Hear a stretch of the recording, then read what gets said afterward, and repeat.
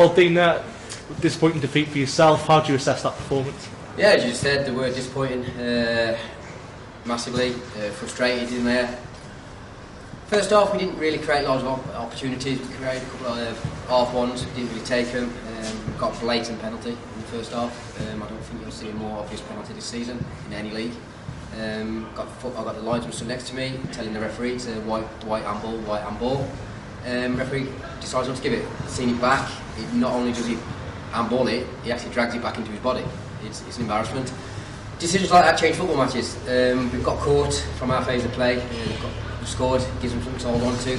Second half, we created some good chances and another possible handball, but obviously one or two things didn't go our way. I'm going to say second half there seemed to be a call for one as well in the penalty box in stoppage time. Just how disappointed, especially after last Tuesday's game against Solihull, where it was very similar. Yeah, look, we're on the end of a few dodgy decisions. It's one or two at the weekend. We've got the header, it's on target. It's a money poiser.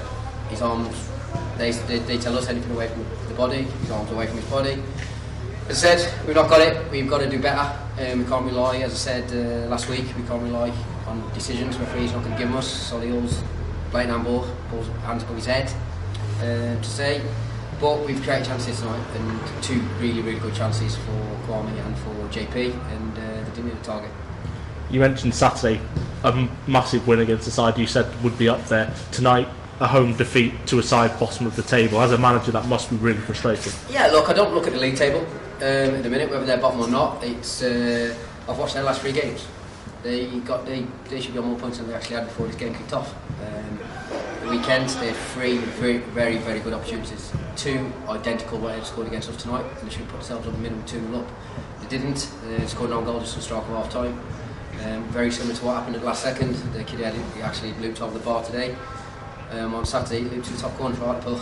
But look, as I said, it's frustrating. Whether the bottom of the league or not, we don't like losing football matches, and we need to do better. We had decisions, relying on referees' decisions, we had chances that we have to control, and we didn't take them.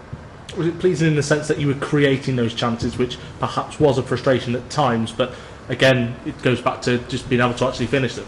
Yeah, look, if we weren't creating chances, it'd be something we need to look at. We need to look at this, don't get me wrong.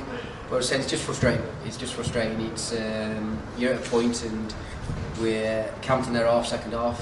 If you've got the fans in behind with atmosphere, it gives you a bit more lift to get behind the players, and it gives a bit more anxiety towards the opposition. They had something to defend.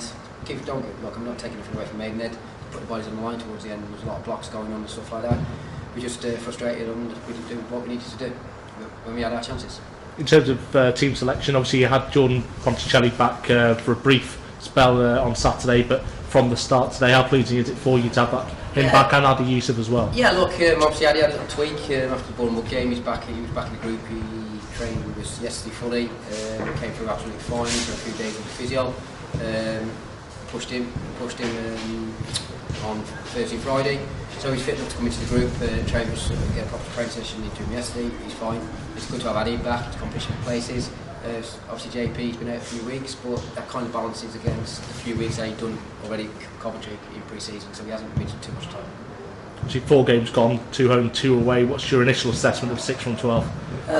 It's frustrating. The 2 defeats shouldn't be defeats. Bare minimums, there should be 0-0s at that. We had chances, we're not taking our chances, and as I said, if you don't take chances in football, you always run the risk of the opposition breaking away and catching you. Happened to Solihull from a set play, it happened today from our phase of play on the turnover, but we had enough chances to get something out of the game, and that's us, our chances, not looking at what the referee's done in the first half, because if we get a chance to go 1-0, it's a different game.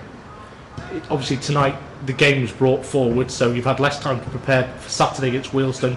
You've got that extra day. Is that something that you can bring into your favour for the weekend? Look, does it really make a difference? Not really. Look, it's horses for courses, isn't it? You turn around and obviously we play tonight because it's on BT.